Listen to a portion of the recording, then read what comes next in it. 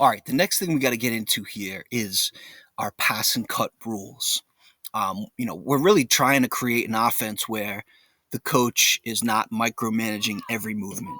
So we're going to establish like two pass and cut rules um, that are going to sort of guide our players' movements and actually help them create the gaps that we want to create here.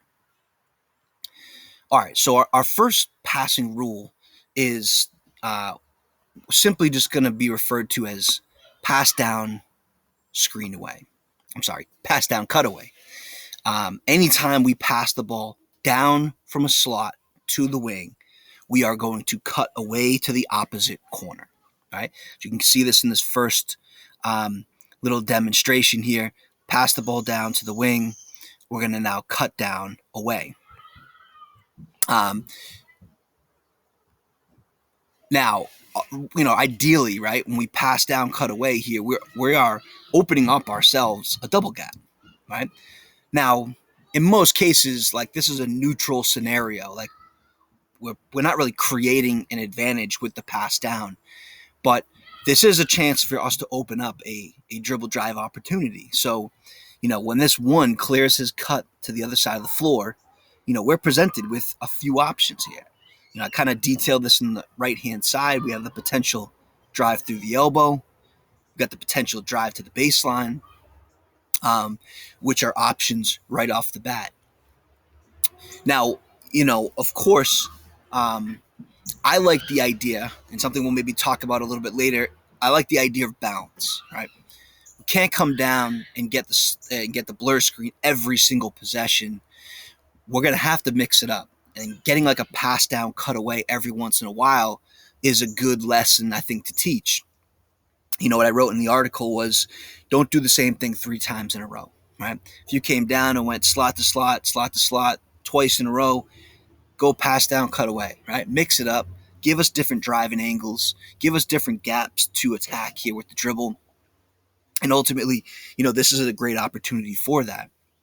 Now, let's say you did have a good post player. Pass down, cut away is also a great opportunity to get the ball inside, right? If you had a good post player and we make this pass down, cut away, this is a great chance for our 5-man to just flash hard to the ball side and get a post touch and go from there. Now, the years that I've run dribble drive, that hasn't always been like a main focal point for us. But I think that's a great way to get a post player touches by just simply getting ball movement here.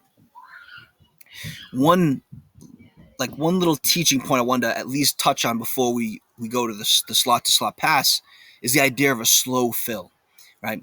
We don't want these guys who are in this picture 3 and 4 here filling too quickly, right?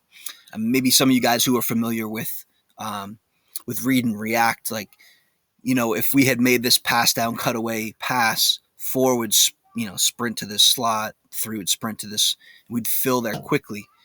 We want a slow fill, right? If it's clear that 2 is not going to dribble drive from that pass, then we can go and fill and maybe make that swing from wing to slot and over. If he does drive, we want to be able to give him the space to do that. So we want to fill slow into these next positions. I think that's something that you'll have to kind of coach as you go along in the season. If we're closing gaps down too quickly, we're going to prevent dribble drives from occurring. Now, the other pass we're going to get is a slot to slot pass, right? If we go slot to wing, we're cutting away. If we get slot to slot, we are going to make the blur screen our main cut here, right? Now, for the player who, let's talk like we are number 1 here. The point guard comes down, he makes the slot to slot. The one thing he cannot do is stand, right? He has to cut. And, what I'll do in the first week is it's a demand. Like, you can only make the blur screen cut from one slot to the corner. That's the only thing you can do. As the season goes on, we're going to give him the option to go to the ball side corner, what we call our push option. Week 1, week 2, we might just be only blur screen. That's the only thing you can do. Slot to slot pass, make your 45-degree cut. which now opens us up this double gap that we can play with here. Now, the blur screen, I think there's some teaching points that we should probably hit on, right? We want this blur screen cut to go through the top of the paint, right? Don't want this to be like a basket cut getting deep towards the rim. The top of the paint is where we're going. We also want to make sure we're getting behind the on-ball defender, right?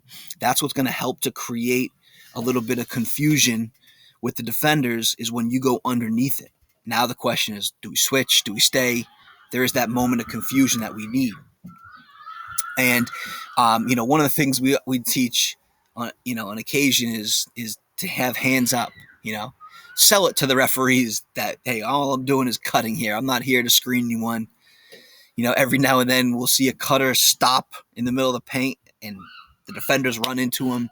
I mean, get those hands up on the cut. That way they know, hey, I'm just passing through. I'm a cutter, and we'll avoid those illegal screen calls that the other team's coaches will start complaining about. One of my last points I put on the screen here was to drive to score, right? We want our drivers thinking score first, right? They're hitting this gap with the intent to get to the rack. That is what we want our players to do. If they can't get to the rack, then we'll teach our dribble stop, our protection plans, our drive and kick options here. But we got to get guys who are going with the intent to score first. If guys are just going with half-hearted drives, we're not going to create advantages off this. They've got to go with the intent to score it. And then if they can't, make the next best play.